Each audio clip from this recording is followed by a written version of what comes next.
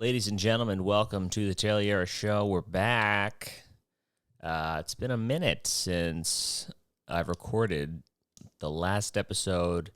I pre-recorded because I was going out to California for the San Luis Obispo Comedy Festival, which was a lot of fun, by the way. I'll be honest, when I was going out there, I know I said it's going to be great, and it was probably great, but it actually was great. I did not have high hopes for the festival, but amazingly, they did a really nice job. It was put together by some, I guess, current comic, former comic. I don't know how he would think of that. But, this guy, I guess, who just has been to a bunch of comedy festivals in the past, and they're all shit, and a lot of them are.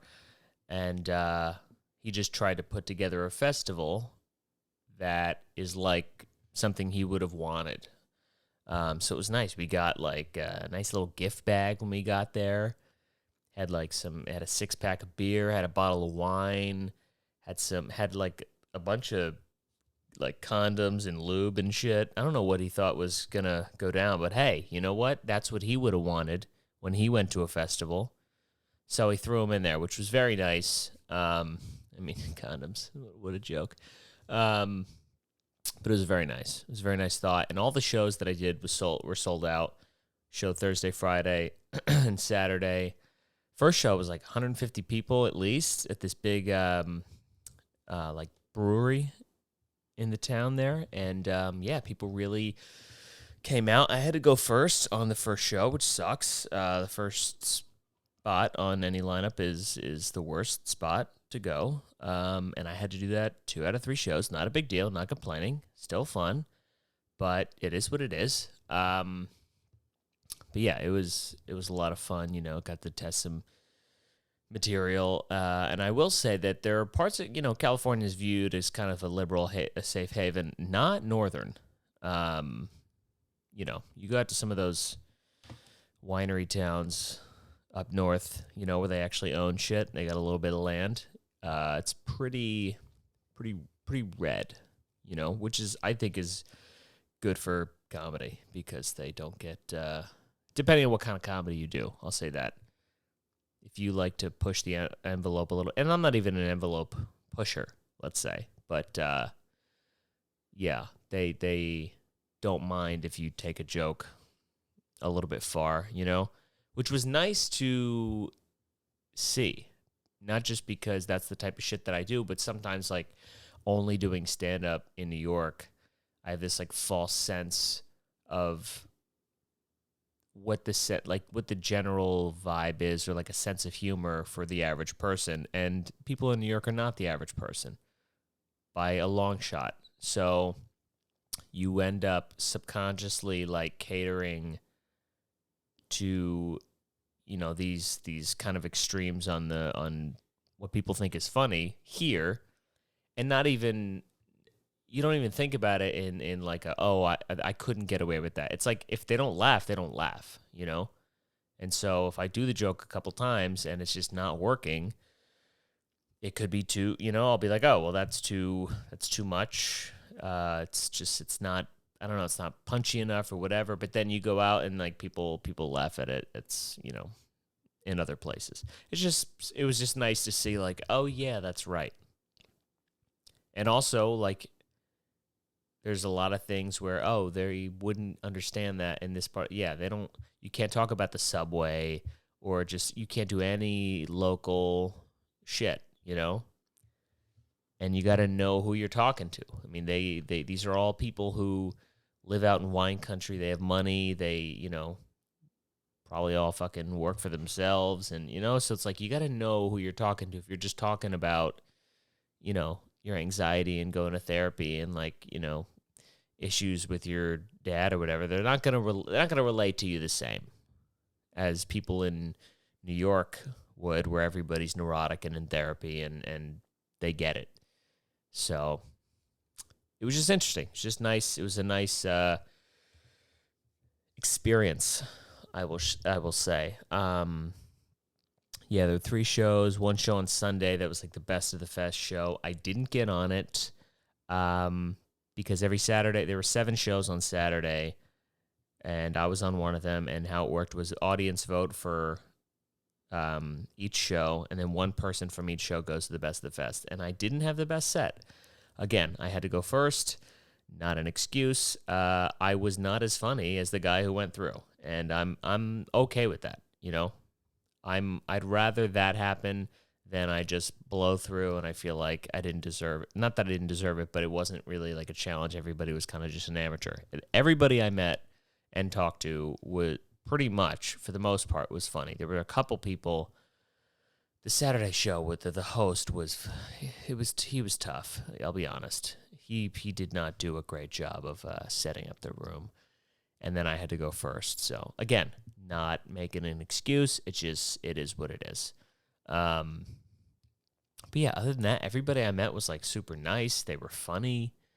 It was just a good, it's a good time. They like threw like a welcoming party the first night, had a whole fucking spread of food. We got to hang out and shit. I wasn't staying at like there's like a comics hotel or whatever. I wasn't staying there because Kate lives down the street. So we stayed there, which I was fine with.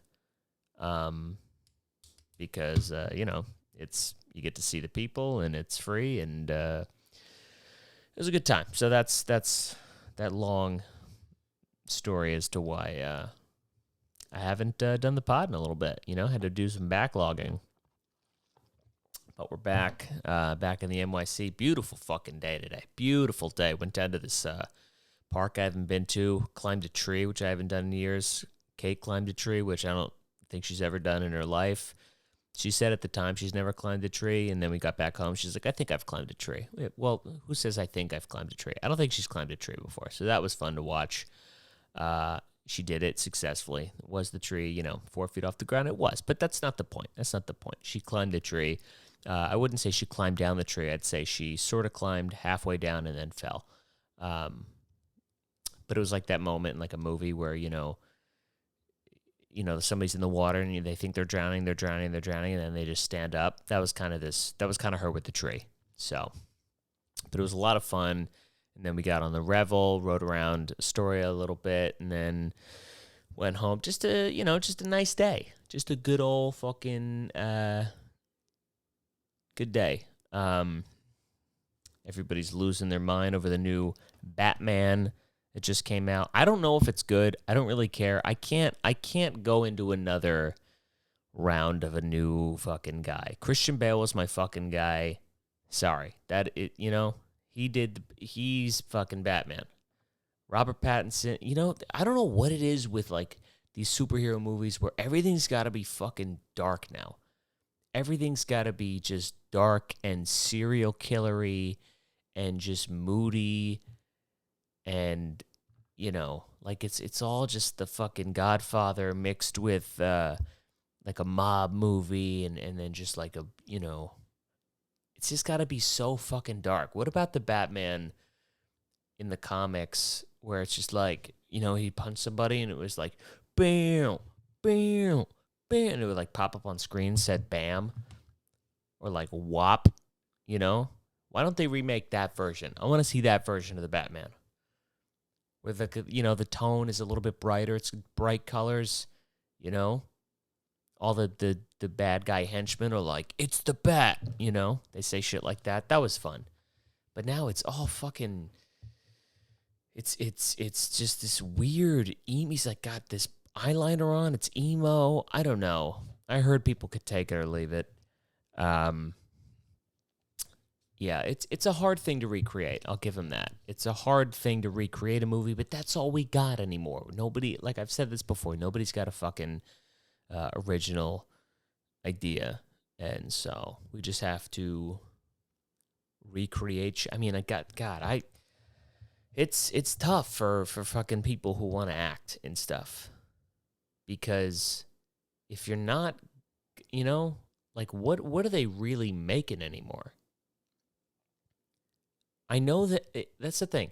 They're making more content than ever, but from where I'm sitting, the stuff that does well, at least, it all seems to be the exact same horse shit, I know they're making a zillion television shows.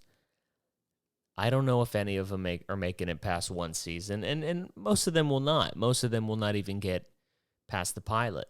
But I don't know if that's because these shows aren't a fucking Batman movie or a spin-off from a Marvel character. I mean, they'll do a spin-off of, you know, the fucking bodega that Batman went in as a kid, the bodega owner. You know, they'll do a story on him and expect people to show up. And they will, because those fucking, you know, these Comic-Con people that follow this shit, they're insane. You know, they're absolutely insane. You know, I don't know. Comic-Con seems fun. I've shit on it before, but it actually, it seems like a good time if it were something that you were into. You know, it's kind of the same thing with like I want to say medieval times, but I'm not saying it's not medieval times the show, but like those, you know, like a fair, like the old medieval fair. I know there's a fucking word for it. What is the word? God damn it. Medieval fair. I don't even think I'm spelling. Wow. Medieval. What is the fucking word? You know what I'm talking about. Renaissance. God damn it. Renaissance fair. It's kind of like that, where it's a lot of fun if that's what you're into. Because it's not like it's not fun because they don't do a good job. If you're into superheroes, Comic-Con is it's Mecca. It's the promised land. They do a good job. It's just, it's a very narrow focus thing, which I guess, you know, hey, it works. It just seems like a lot, you know? It's not the type of thing you'd want to go to, like, if you were high. It'd probably be a little, you know, don't do shrooms and go to Comic-Con. It'd be a lot. You're like, I don't know if I'm seeing double or there's just literally fucking 19 Spider-Men in front of me, you know? That's kind of crazy. Everybody's costumed up at Comic-Con, just walking around. Everybody looks like each other. It's kind of the perfect place to commit a crime, if I'm being honest, you know? Can you imagine you got to run over the cop? You're running over to the cop. You don't know if he's like a cop in real life or he's like a Gotham police officer. And you're dressed as fucking the Green Goblin. And you're like, holy shit, please, I need help. And they're like, what happened? You're like, hey, Spider-Man punched me. Well, good luck.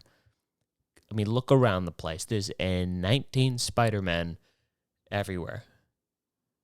He was like, yay, hi. He's fucking Spider-Man. Just go, you know, go get him. You could just fucking weave into the crowd as Spider-Man and just get away with it. That would be interesting. That would be interesting if somebody committed a crime at Comic-Con dressed as a superhero or dressed as anybody. Because then you got all these people dressed as superheroes. And you know deep down, like if somebody got assaulted at Comic-Con, right? Somebody got like just decked in the face and someone, you know, they stole their phone or their purse or whatever and they started running. You know there's like 100 people at that thing. Just deep down, they're talking to themselves. They're being like, dude, this is the moment. This is the moment when you become Batman. It's happening now. There's a woman who got her purse stolen. She needs help. You got the costume on. Dude, this is a sign. You are Batman. You know what I mean? Like that's gotta happen. That'd be really fun. Somebody should go to Comic-Con dressed as a villain, commit a crime, and then see if any of these fucking people are gonna walk the walk. You know? See if they're going to go for it and tackle somebody for justice. That'd be interesting. You know what we should do is we should just take all these Comic-Con people that like to dress up as superheroes and then send them to Ukraine because they need some help, you know? They keep asking us for fucking fighter jets and tanks and God knows what else. I don't know. Dude, how long does that take, you know? If you just call somebody like, yo, we need tanks. How long can you get together how long does it take to get together some tanks? If we are sending them anything, we should use Amazon to ship it. Because as we all know, they have the best shipping capabilities in this country. I don't care who you're talking to. They do. They just do. Amazon would find a way to send tanks to Ukraine. So if they need our help, let's call our Jeff Bezos, Hey Jeffy, we need some. I think if he got on board, he could make it fucking happen. We already have Elon Musk he's doing something with I don't even know what Starlink is. That sounds like something that would be at Comic-Con. But he's sending them the internet. Did you see that? It was like he's got Starlink satellites set up in place, so if Russia shuts down the Wi-Fi or whatever, then you can use the Elon Musk internet. Like, the dude's got his own internet. Why are we not just... He's already sending over Tesla, Starlink, whatever, internet shit. We get Jeff Bezos to send some tanks. And if they got to say Amazon on the side, so be it. Branding is branding. The guy's got to make his nut somehow. So it's like, whatever. They don't care. Dude, they don't... If we send over American tanks, but we, labeled them with different brands, and that's how we funded it, we could, because nobody wants the government spending money on anything, especially if we don't need to be involved, and we don't. But if we sent tanks and let big companies just put their fucking name on the side of the tanks, it'd pay for itself because the news is covering every inch of this war because COVID's not real anymore. So, they're like, all right, COVID doesn't exist, so Ukraine, boom. And so now we got all that footage coming into CNN and the New York Times, and they're showing pictures of these tanks, and it's like, boom, Coca-Cola, Amazon, Best Buy, Verizon, whatever. You got the Verizon. Dude, how much would the stock price go up if you saw if a video started going viral of the Verizon tank blowing up a Russian tank? You know what I mean? That's how we think in this country. That's how we fucking think. You know what I mean? We like seeing shit get blown up. You can't tell me that wouldn't be good advertising and good press for those companies. You know what I mean? If the Verizon tank just started fucking murking Russia, if they just started mowing down these Russian troops that are coming into Ukraine, they'd be stupid not to use it. If they just got a video of some guy popping out of the Verizon tank and he's like, "Can you hear me now?" There's your fucking 30-second commercial. That's going to get more eyes on it than a commercial during the Super Bowl. What do we do? God, someone hire me. Someone hire me, man. I think I got some ideas. They tried to do that in New York. They proposed that to bring money back to the city.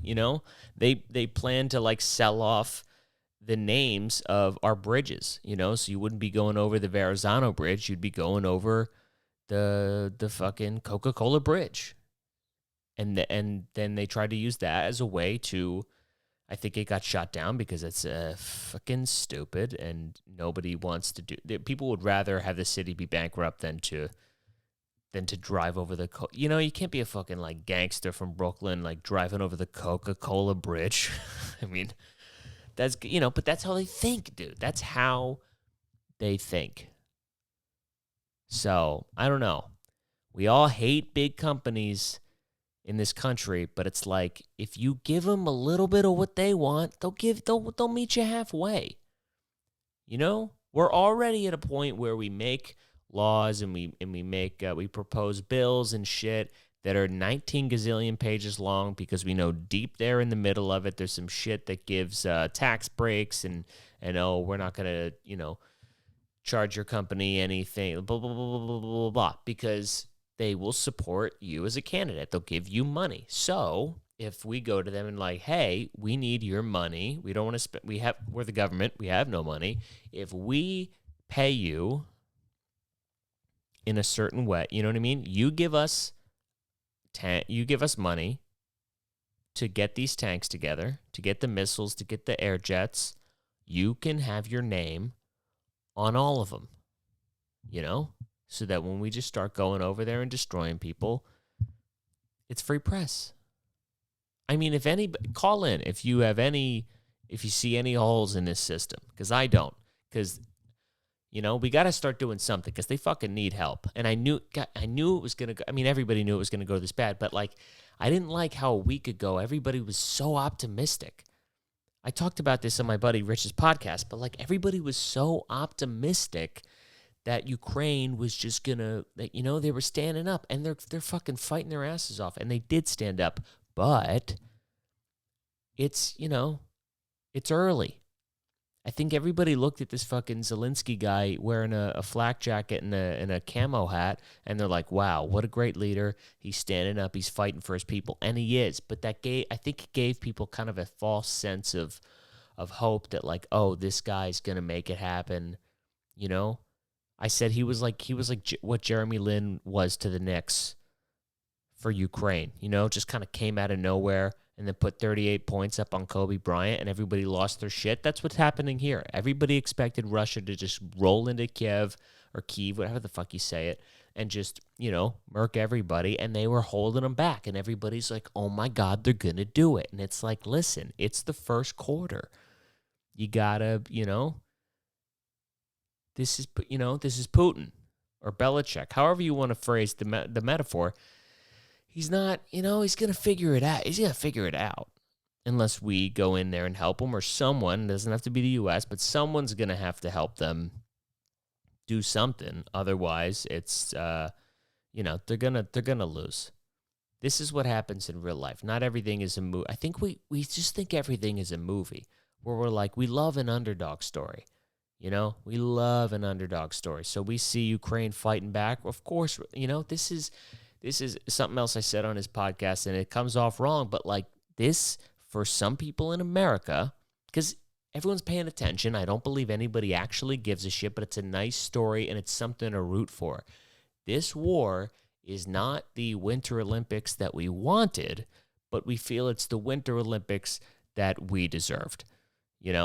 I'm not saying that's right. I'm just saying I think that's how some people are viewing this in terms of the, their faux support. You see people walking through the East Village with, Ukraine flags painted on their face. It's literally like we're in March Madness right now, and everybody's got Ukraine. Everybody's rooting for Ukraine. They want the underdog. We can't give a shit about anything in this country unless it's a fucking movie, and we can put a costume on, or it's a sports team and we can wear the jersey. We're all about teams. We're always going to be about teams. That's how it fucking works. So, I don't know. If you guys want to forward this episode to our leaders, and we can make some shit happen. Otherwise, I don't really know what they're going to do. And it's sad, man. You see pictures of what's going on over there. It's fucking sad. And I'm sure this is also the part. Somebody's going to be like, well, that we did the exact same thing over in yeah, who gives a shit? Okay, we're not talking about that right now. We're talking about this. It's sad to see what we're seeing. I've heard a lot of people complain, oh, well, what's the difference between Russia going into Ukraine and when we went into fucking blah blah blah blah blah? It's like, well, at least there was 9/11 did happen.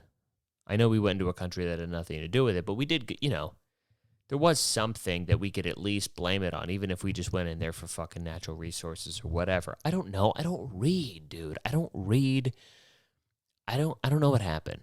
It was a very long time ago. I was a wee lad. All I know was 9/11 happened, and it ruined my birthday party because my birthday's on the 10th, and I brought cupcakes into school, and we got taken out of school early, and I got yanked from class with a thing of cupcakes, didn't get to pass them out. So pissed.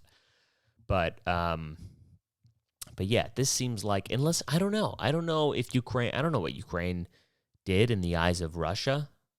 But it seems like everybody's making it out to seem like Ukraine was just sitting there twiddling their thumbs, and then fucking Russia busts in the door like the Kool-Aid man and wants to start jacking shit, So maybe that's what happened. I don't know. Again, call in if you have more information. There's too much shit out there.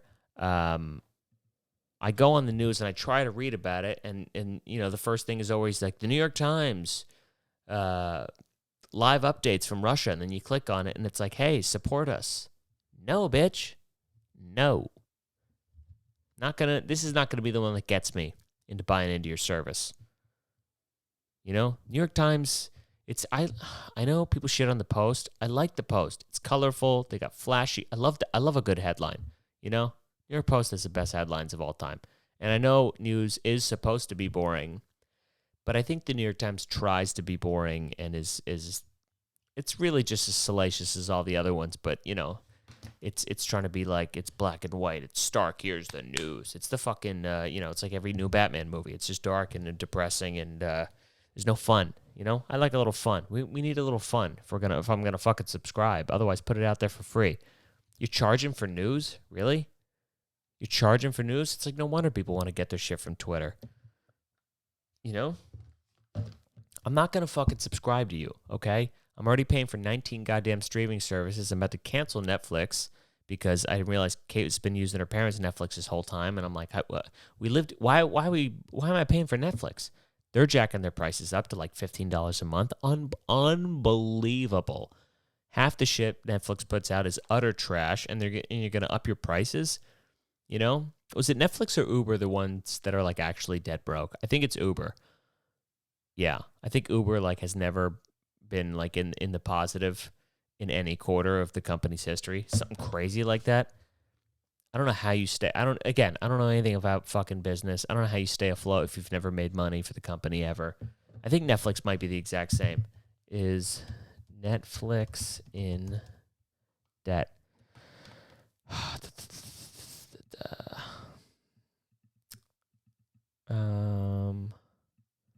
Yeah, okay, so they're in debt as well.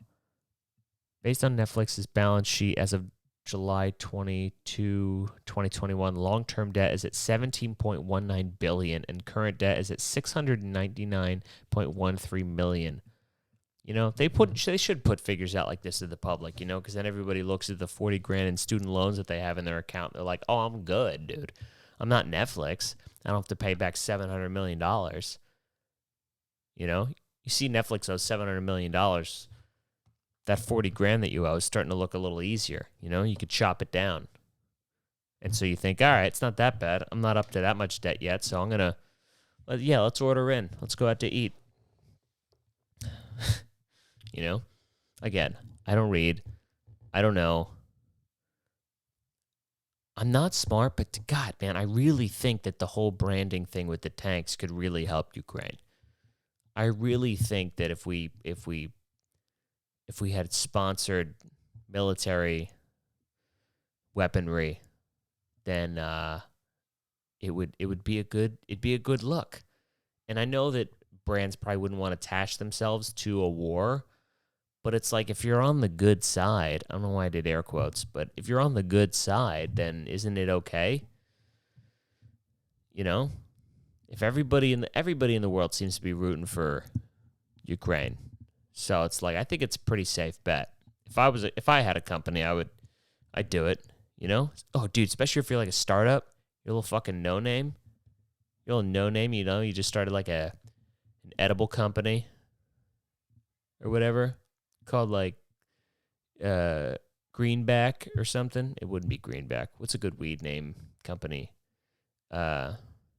Simply Stems or something. No, stems are bad. You don't want. I'm a fucking moron. You don't want stems in your weed. You want green. It's got to have grain. They all have grain in it.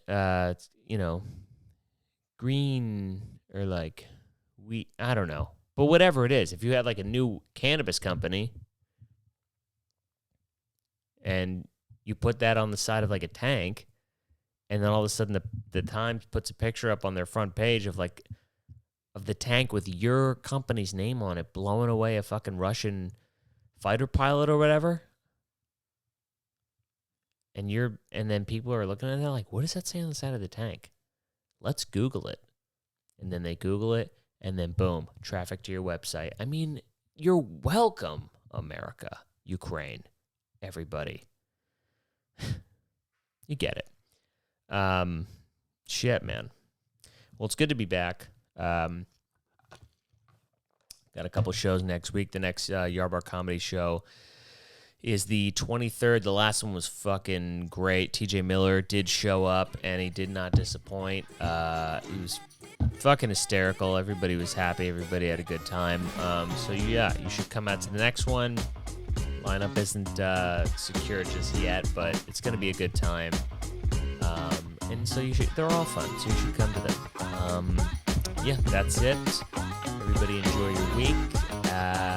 I'll talk to you later. Peace out.